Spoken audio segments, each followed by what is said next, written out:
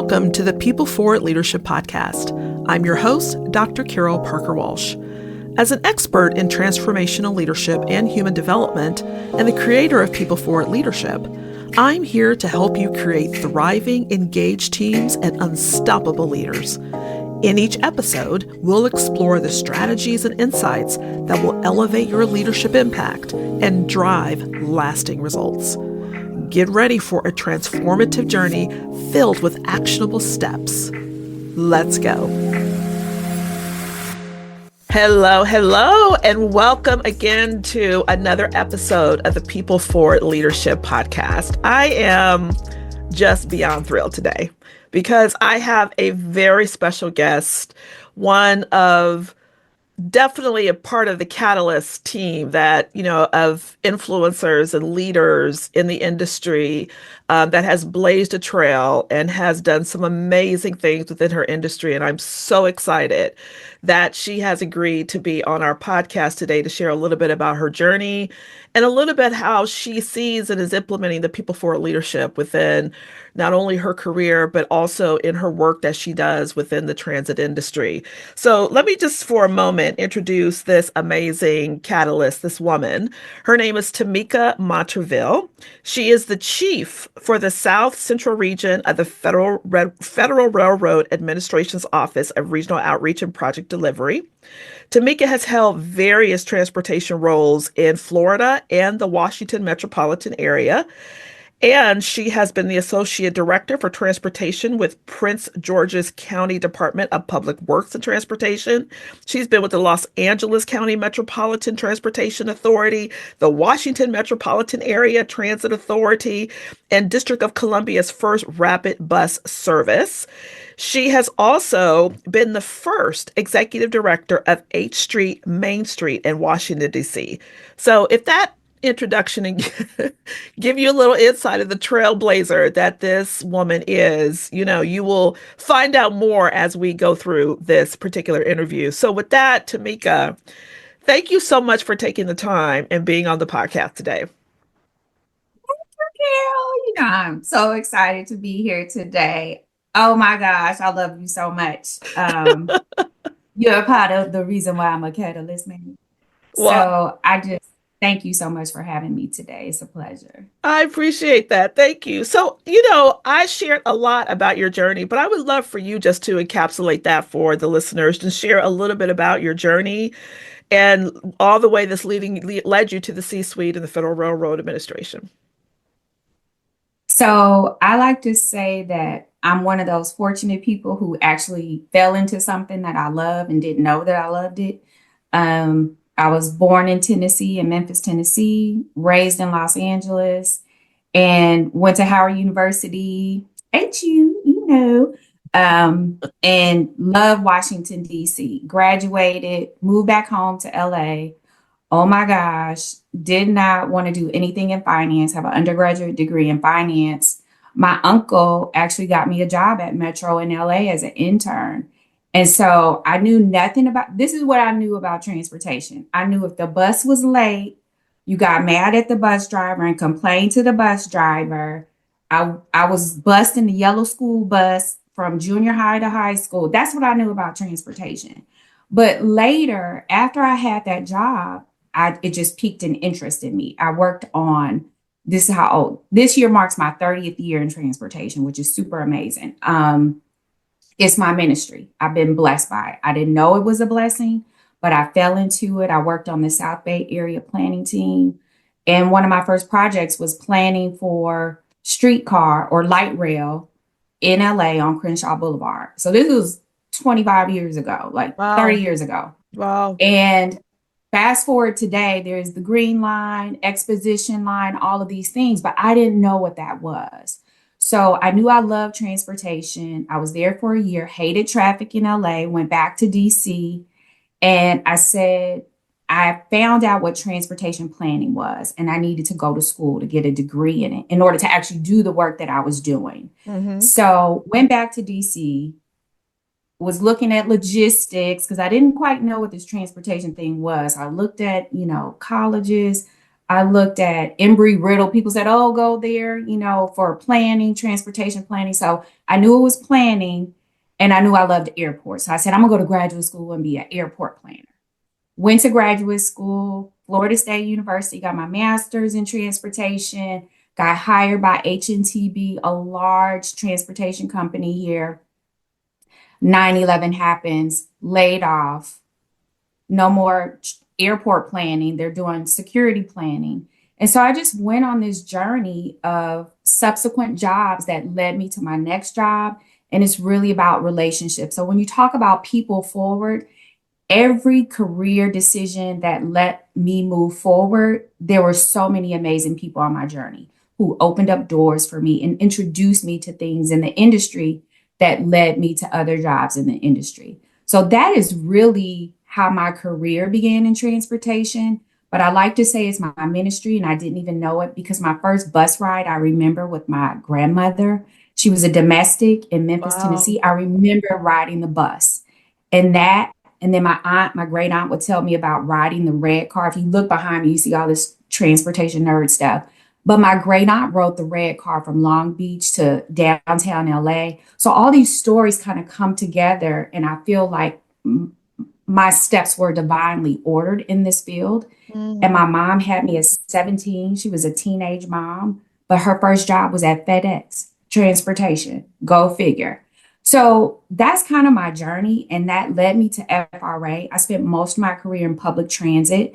And several years ago, with the bipartisan infrastructure law, the Federal Railroad Administration became a grant making agency.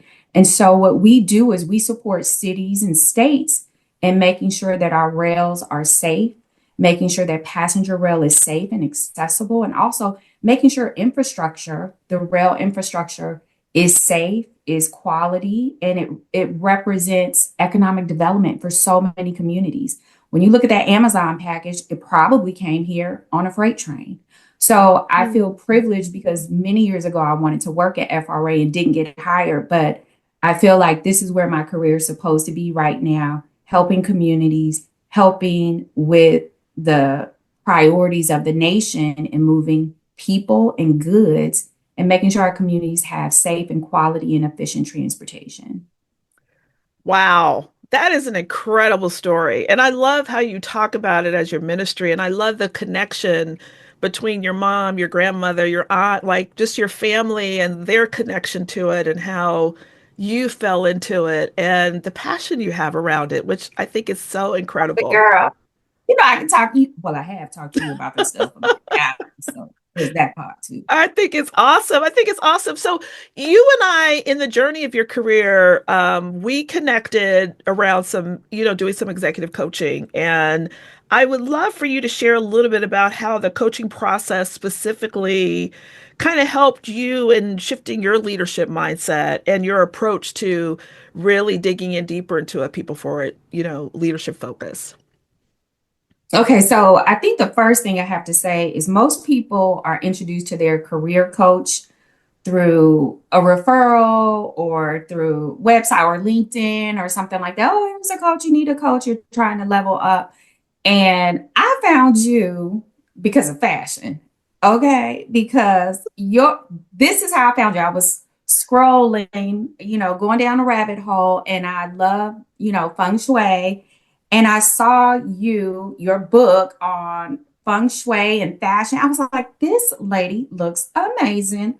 How can I be Carol when I grow up? And so the funny thing is there was nothing about your gift and your ministry of coaching. It was about fashion. That's how I found you. And then went down this journey. It was almost 6 years ago now.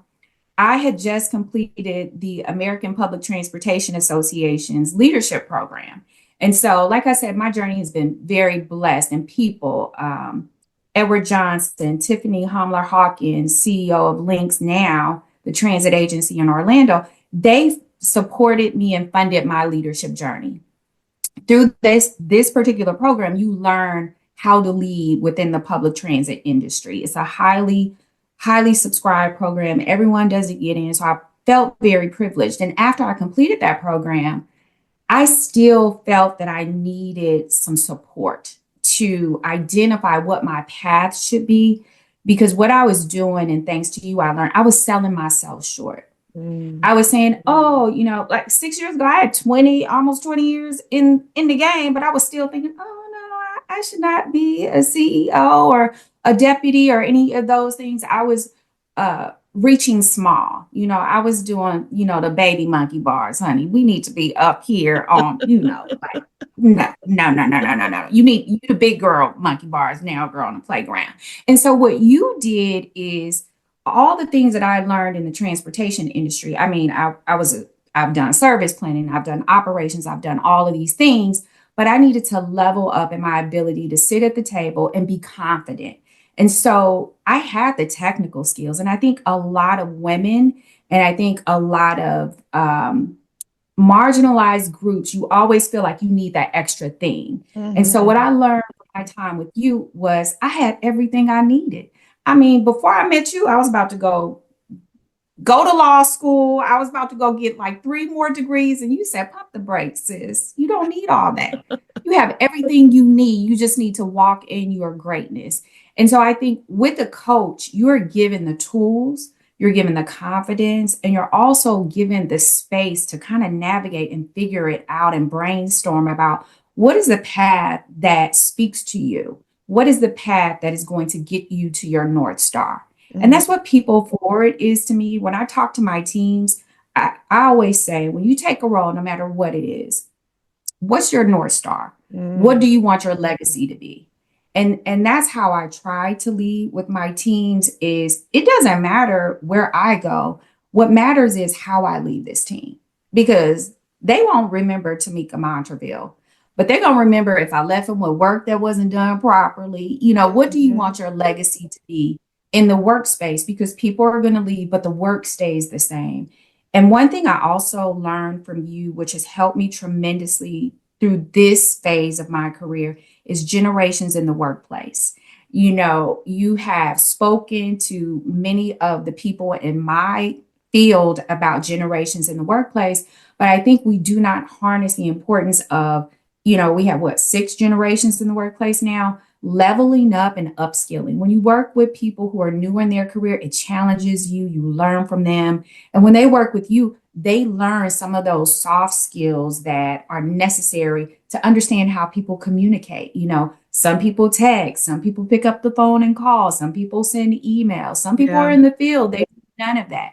So I think working with you helped me to identify those gaps in areas that I was not aware of, those blind spots in being a leader. And I focus on those things that you taught me, and they've helped me to focus on my people more and to understand that they're all unique and their skills have, in my current team, the skills that each of those individuals have, thinking people forward, how do I move them forward? It's allowed me to build a dynamic team, a team that has so much versatility, but each of them has a unique skill that adds value to the whole team. And that's the Yes. people forward, right? Like we want to keep them moving. And I tell them, I said, I can't teach you how to be a better project manager. You've been doing it for about a decade. But what I can do is I can help you facilitate to get to that next stage in your career. I can help you navigate those difficult conversations because I've learned from you and other leaders I've had the privilege of working for is to speak plainly, like the old folks say, tell it like it is. Mhm. And that's something that's been a challenge for me with being a catalyst, being people forward. People are not always ready for a direct approach from a woman of color. But I let them know this is what I got to give you, baby. You could take it. These are pearls. I'm going to give them to you today, but they might cost you next week. So you could take them now or you could take them the hard way. Because I recognize, and because of you, I recognize that I have a unique ability to communicate about transportation. I've had that. I've been fortunate enough to have that. And you're not everyone's cup of tea, but that's okay. You could be somebody's cup of coffee, cup of joe, you could be somebody's sparkling water. You're not for everyone, but the main thing in being people forward is you respect the diversity of your team. You respect that you're not going to always agree. But you know what we do? We discuss it, we figure it out, and we come to a solution that's going to help us be a catalyst in our organizations and to adapt to change. And I think that is what is missing today, is that people think because we don't agree about the leadership goal or the leadership approach, that we just got to be enemies. No, we got to figure out how to make this work, how to keep these trains moving safely, how to keep our consultants working. Because if you work in consultant, then I'm working government. If you work in government, consultants are working. And if we're all working, we're moving the nation forward, and Yeah. that's something that I think people lose sight of. And that's what I think when we talk about people forward, we have to continue to navigate the difficult conversations. And I love a difficult conversation, Miss Carol, let me Yeah. tell you. I love it because that's where I get the breakthroughs. When we don't agree and I don't understand, but we communicate, it's not going to always be roses and sunshine. But what I appreciate on my team will come to me and say, Tomika, you were out of pocket in that meeting, girl. I think you came a little too hard for them. But you got to create space. When you're people forward, you create space for those who don't agree with you. And more importantly, with your subordinates, with generations in the workplace, you have to be able to allow them to communicate when they're not comfortable. Because if they're not comfortable communicating with you, they're going to go somewhere where they are. And so Yeah. I want to keep people, I want to grow people and develop them. And those are things that I've learned through coaching. If I had met you 6 years ago, I honestly couldn't tell you where I would be today. I would still be in transportation probably, but I wouldn't have the confidence to really show up as I am with the knowledge that I have, and make myself small in spaces that I previously didn't think I belonged. And that's what Yeah. people forward is. You have dropped so many nuggets, and I just want to unpack it a little bit because, from the People for It leadership framework, the way I look at it, it starts with there's three pillars. There's leader awareness, right? Is that gaining that confidence, knowing your gifts, knowing your strengths, knowing how you need to show up. And when that grows, when that amplifies and elevates. Then the next is what I called empowered ecosystem. And that's about now, how do I now take my team and elevate my team, help them see their strengths, help them see what they bring to the table? How do I bring them together so that we can have intellectual friction without social friction, right? That we can have, as you said, the difficult conversations, that we can respect that different generations are showing up and communicating differently. And how do I make those adjustments? Because I'm aware enough as a leader to be able to be aware enough about how to support my team at the highest level. And then we move into collective learning, I like to call it. And that's when we are looking at the larger opportunity to create spaces of safety and of trust and of learning, right? Now, we didn't how do we figure this out? Or we took this path earlier. Now let's figure out what didn't work, what does work, so that we can meet our ultimate goals and ultimate objectives. And you articulated that so beautifully in your journey, from starting with yourself and your focus and your vision, leaning into your team, helping that vision come alive and empowering them to step up in their brilliance, and then creating a system, a space for them to be able to flourish so that they can learn, they can challenge, they can have the difficult conversations, and they can grow and learn as the organization and the industry is growing and learning. So, that's the foundation of that framework that I like to think about and roll out when I work with organizations and leaders. And you have articulated what that looks like and what that means so beautifully. And I just, a lot of nuggets that you shared in there. So hopefully people Thank you, like ma'am. rewind, take notes, because this is exactly how it's done.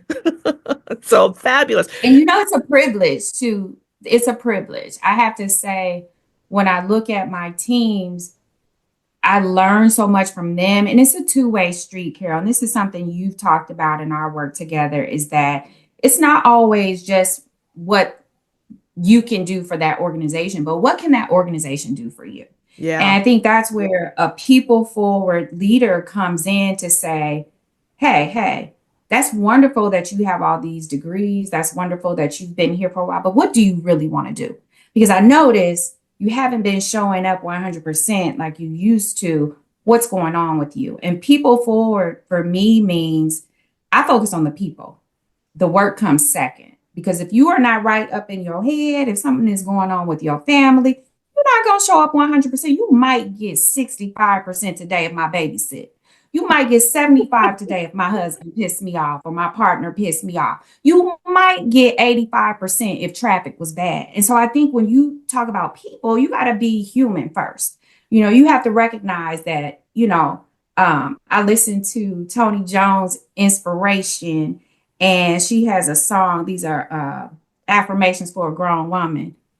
She has one that says, I'm a human being, not a human doing. So if you are doing things Love that. at home that take you away mentally at work, you're not going to be 100%. So I could give you another responsibility, another task, another project.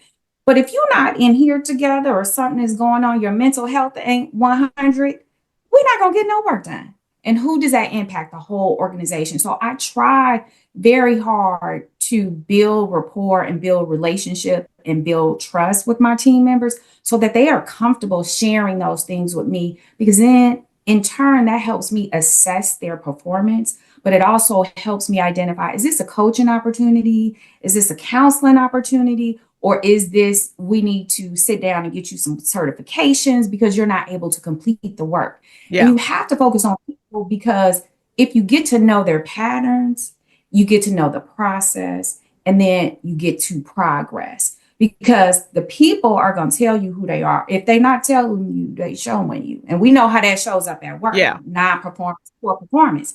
But then you can develop a process of how you lead that individual. And then that's how you get that progress that you talk about. Yeah. You get progress, you get promotion. All those P's come from that. When you focus on the people and their needs, the work is going to get done. And I've been fortunate enough to have space and have leaders who have empowered me. That ecosystem, that empowering ecosystem has been fortunate. I've been fortunate enough to have people who create that space for me. They say success is you when they talk about pulling yourself up by your bootstraps. I ain't had no daggone bootstraps, honey. I had people in my corner saying, Tomika, hey, do this. Tomika, hey, you playing DC streetcar project, but you ain't manage nobody. And I was like, I don't want to manage anybody. Little did I know my blessing came in being open to managing. That supervisor, Katanja Noy, said, Tomika, you've done really great projects. You started DC's first bus rapid transit. You worked on, I'm probably one of the last planners alive who planned DC streetcar, but you haven't managed anyone. So you don't challenge yourself, you're not going to grow. And Yeah. I think that right there in 2009, she said that to me. And I was like, girl, I just want to make as much money as possible without managing people. That's a headache. And I think most supervisors say that, but then I just fell into it and I love it. And I'm pretty good at it. I know, like I said, I'm not everyone's cup of tea, but I look at the people who I get, it's blessings on blessings when I get to talk to people and help them navigate like you've helped me navigate. It's a privilege. It's a Yeah. privilege to manage and help people navigate, because how Yeah. they navigate their career impacts their lives. And Hmm. so I think how we show up at home is often how we show up at work. But creating a people forward mantra with the leadership, knowing yourself, creating that ecosystem, and then we can collectively build and grow organizations. And that's something that I think is missing in the transit industry and public transit. Is there is no ladder unless you go through leadership APTA, but we have to start creating that type of people forward conversation when someone is a staff level person. I talk to my team, I say, everybody's a leader. You put your clothes on in the morning, you leading something. So you can be a leader. It's just a matter of having someone who helps you navigate and cultivate and Yeah. nurture it. Yeah, and I love that because, I hear what I hear you saying is how you were so open to opportunities, and you talked about being blessed and having people who poured into you and really being open to that support. But I want to have a conversation about that, about the industry itself. And often, the focus, strong operations, safety, some of the, which are important things to be trained on and to have a focus on within your industry. But, you started talking about this, but why do you think investing in leadership training and coaching is crucial for the industry's future success? And what do you think are some of the challenges, right? And like you said, you have APTA, But only, as you said, the elite few can have that opportunity, and it's not available to everyone. Right. And so, there may be, unless you're looking for it, I think you use the term, you have to kind of create your own ladder because there's not one very obviously available to you if you are new or young in transportation and you want to step into something more and embracing this kind of people for leadership progress or process. I would love just to hear your thoughts about the importance of investing, developing this kind of people for it approach for the industry's future. And what do you think are some of the challenges to doing that? I think for the public transit industry specifically, I think the biggest challenge is creating a culture where skills related to supervising and leading are paramount. So what happens on in public transit is you might be a bus operator. And in order for you to grow in your career and in the industry, you become a rail operator if the agency you work for has a rail program. But if you're in a small, mid-sized, medium urban community or small town that has public transit, you don't really have a ladder. And that Hmm. ladder is lacking because there's no need for it. But the reality is, and that's the perception that there isn't a need to provide leadership skills and training and supervisory skills. So in these types of industries, it's really oh, you've been there 10 years, you have tenure, let's promote you to a supervisor. That's Mm. typically how it happens in public transit. You have a operator pick every quarter, you get to pick which route you want. That's based on seniority. That's based on bargaining unit status, all of those things. But these are people who create risk for you too. Because if they are not aware of federal and state and local hiring laws, those types of things you don't learn. So, creating a people forward program within our transit agencies is going to reduce risk for you. If you look at public transit agencies and just ask CEOs, how many personnel lawsuits do you have related to supervisors and bus operators or lower level administrative staff and their supervisors?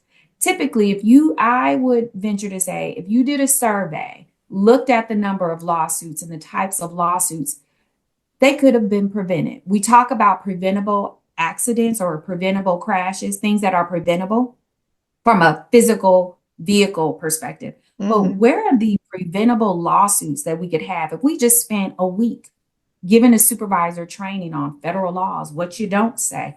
I tell my team, I tell supervisors, I say, if someone has leave, let them use it. Don't ask them any questions because it's not your business, supervisor. All you have to know is they have leave, it's available to use, they notify you, and that's it. Hmm. But a lot of times, little questions such as reasonable accommodation. If you've never been a supervisor, but you have 10 years as a bus operator, you get promoted to supervisor, but you've never even heard of what a reasonable accommodation is unless you had one, you don't even know the process. So half Yeah. the battle is just teaching them the process, teaching them the minefields, things to avoid, things you don't say. Many times in the public transit field, you have people who are supervisors, not because they've gone through any type of requisite training, but because they have tenure. And so, if Mhm. we took the time to create a program specific to those first line supervisors who've never ran anything before, who've never managed people, you reduce the risk for your agency. And I think a lot of public transportation agencies could reduce the amount of payouts that they've had or the amount of time. When you look at the fully allocated cost of the time for a bargaining unit employee to be off from work for whatever injury, illness, or lawsuit or complaint. Think about the fully allocated cost of the time of all of the staff who have to respond to the complaint, who have to be in the hearing, who have to do all those things. If you had taken a week, 40 hours, and just trained that supervisor on things to avoid, you probably could have avoided, I would say, about 1,000 hours of fully allocated cost of several employees' time dealing with that issue. Which could turn And so into I think millions of which is, dollars of from wasted your work, time. Yeah. Yeah. turns into millions of dollars from your work representing people, representing companies. And I think if you have that mindset, but it's transactional, and this is what I talk to my supervisors about. I talk about managing, there's tactical supervision and there's relational supervision. So I Yes. explained to them that when you're a supervisor, you're tactical. But I said, when you become a manager or a leader, you're relational.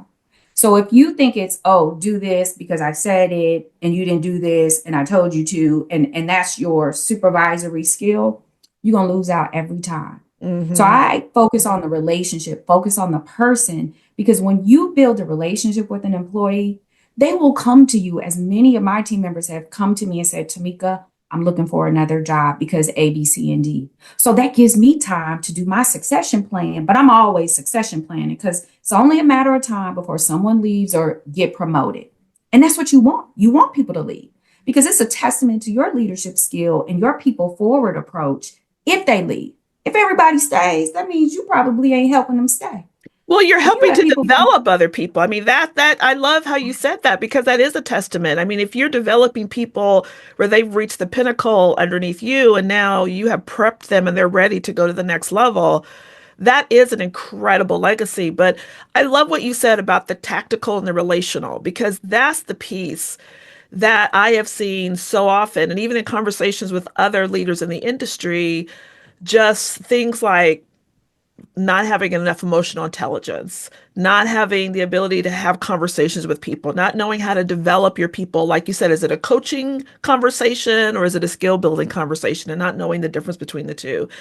Being able to have those hard conversations and to be able to deal with conflict and other issues like those, what we used to call soft skills, which I know Simon Sinek calls them human skills, which is foundational in the people forward leadership process. As a leader, you have to understand how to do that because, as you said, if not, your people will leave, right? And then now you're trying to replace people, and we're celebrating subject matter experts, but we're not necessarily equipping those subject matter experts with the relational skills and tools they need to lead effectively.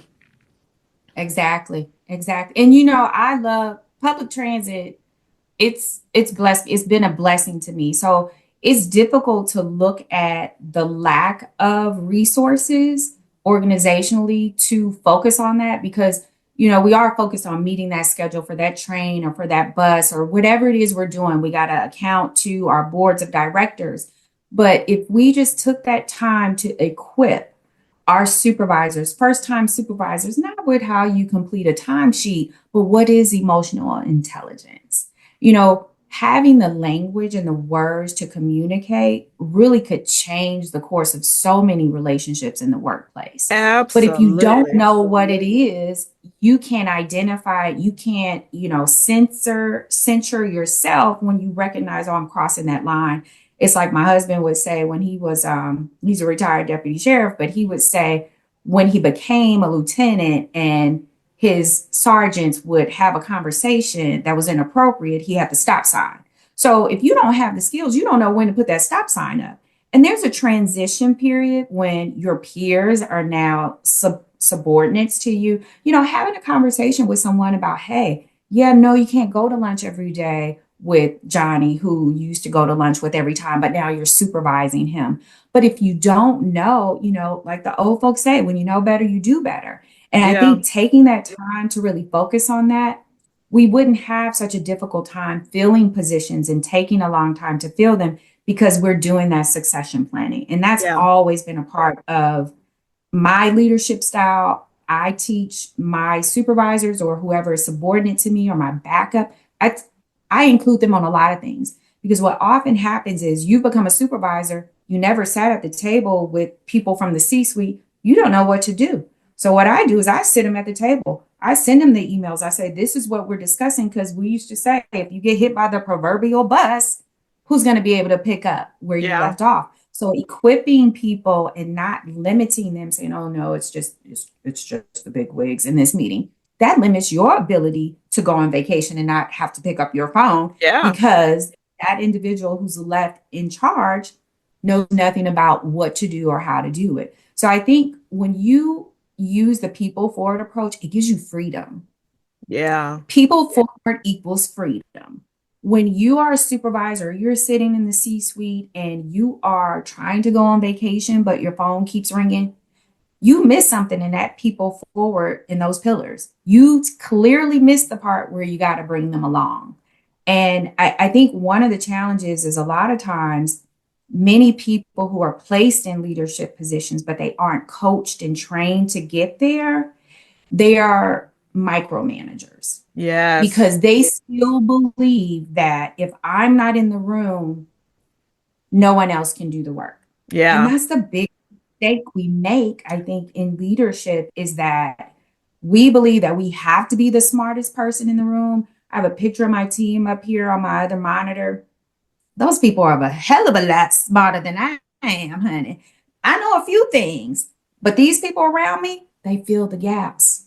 They fill the gaps. And you have to be comfortable in a space to let people fill the gaps because a leader doesn't have to know everything. And I think And that's that something.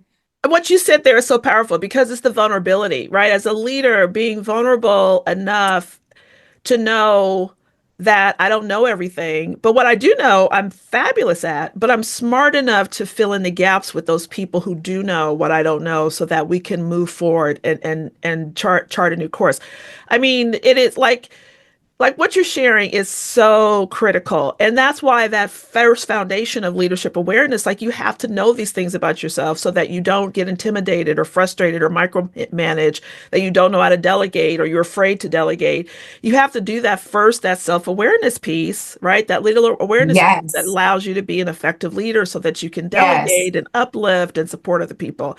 It's incredible. yes. Listen, Vulnerability is number one. That was something, and you know my journey, and you know my past positions. In one of my past positions that you are very well aware of, I had a team member tell me that I was the worst supervisor they had ever had, and that I was so horrible. Dr. C, no one wanted to come to work because of me. And I let her, honey, as my mother would say, she told her draws with me, honey. She told me I was everything but a child of God. I was crying. Let me tell you why I was crying. This young woman, in attempting to help her and coach her, she had never had a supervisor do those things with her. And she took offense to many of the things that I was trying to instruct her in because it's I got a few emotional years. intelligence. People don't know how to manage their own emotions, but please go They ahead. don't.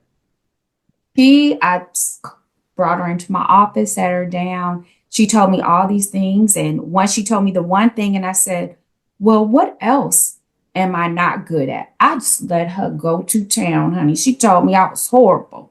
And I started crying because I said to myself, if I were her 5 years into my career, first of all, 5 years into my career, I didn't have any supervisor who I felt that comfortable enough to tell them how horrible they were, even if they were.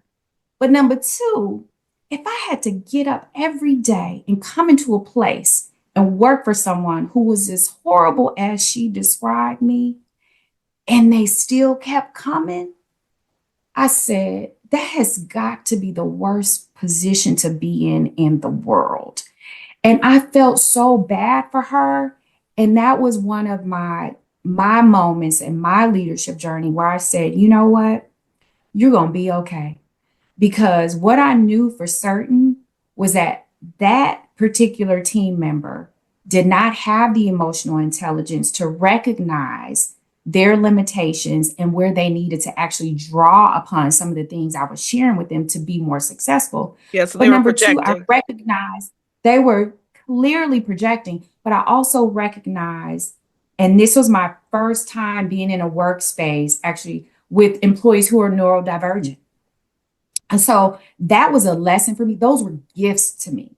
The fact that I allowed that team member to share all of that with me, and my peers were saying, "You better than me, girl," because I would have been like something else. But it helped me grow because I began to recognize that a lot of times when I have a team member with a challenge, It may be coaching, it may be counseling, it may be something I have no control over. And so when you're working with employees and you get to build relationships and you observe them as humans, you learn if there is a neurodivergent component of their behavior that they may not have control of. So I think as leaders today, we have to recognize all of the different gifts and skills. And you know, many people I've had employees in this role who were neurodivergent, who had what I like to call different abilities, not disabilities, but they had different abilities. And I later learned that same employee who told me how horrible I was, they had made an employee with different abilities feel so horrible. And that employee later shared that with me.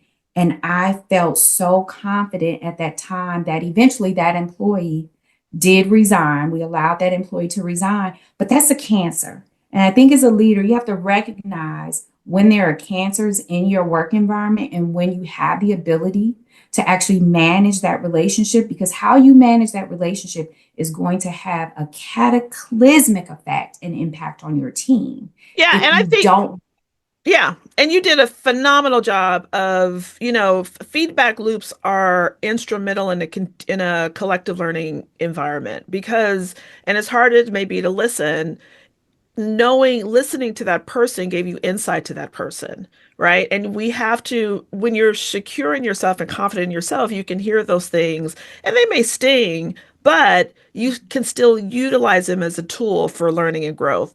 Now, listen, Tamika, we could talk all day, but yes, we can. I just have one final question to Yes, close ma'am. things out. And that is, how do you see people for leadership evolving in the transit industry? And what role do you hope to play in that evolution? So interesting that you asked that, man. Um, I believe that the people forward leadership model is critical and essential to the public transit industry going forward. I think if we want to continue to be able to move people, we have to have people who understand the value of people. And we have to have a workforce that is equipped to manage everything that's coming at us. And that's what public transit, I call bus operators, they're the workhorse of the industry. They got to be a cartographer, they got to be a customer service agent, they got to be a safety expert, they got to know CPR, they got to do all the things to get you to from point A to point B safely. And that's a lot of stress on someone. But once they get to that point where they've managed and navigated driving people all over a region safely and they want to move forward, we have to create an environment for them where they can get those lessons so that when they are 20 years in the game and become a chief operating officer, that they have the emotional intelligence, that they know the value and the gift of vulnerability and leading. Because if they don't learn it early in their career, it's really difficult for them to have that shift because they may know operationally how to manage a transit agency, but do they know strategic priorities? Do they know how to read the tea leaves and see where the industry is going and sit down with your staff and help them prepare for that? And what types of retooling needs to happen within your agency so that you can withstand that? And so when I look at some of my mentors in the game, Deborah Johnson, Catherine Kellerman, they're leading transit agencies, but they've done it with a people forward approach.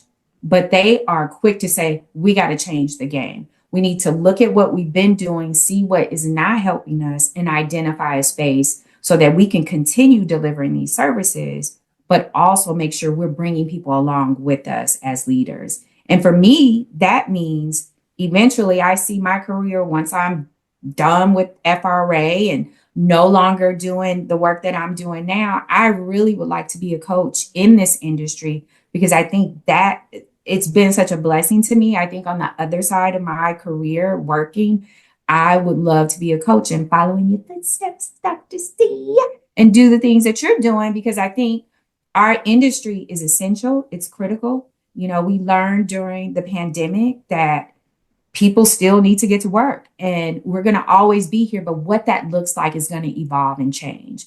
And coaching and being people forward is going to help us sustain whatever that next iteration of public transit looks like. And I know you're going to be there too, helping us, coaching these leaders. Absolutely. Side by side with you. I think that is phenomenal. And the industry will be blessed, elevated, and go to a new level with you stepping into that role to really coach and support the next generation of leaders stepping into, running the organization. Listen, Tomika, thank you so much for your wisdom, your insight, your examples. I mean, you were very generous in this episode, just sharing so much. Thank you so And much. I think giving people a practical view of what it looks like at the ground level when you're leading with the people for leadership mentality. So thank you so much. Thank you, Carol. I appreciate you. Yes. And that's it for this episode. Thank you so much for joining us. And remember, when your people thrive, organizational success is inevitable. I'll see you next time. Thanks for tuning in to the People Forward Leadership Podcast. If you're ready to implement the insights and strategies shared in today's episode, schedule a call with our team to explore how we can help you drive talent retention, boost engagement, and develop extraordinary people-forward leaders in your organization. Plus, be sure to visit our website to access additional resources that will support your growth goals. Until next time, keep leading your people with purpose and confidence. And remember, when your people thrive, organizational success is inevitable.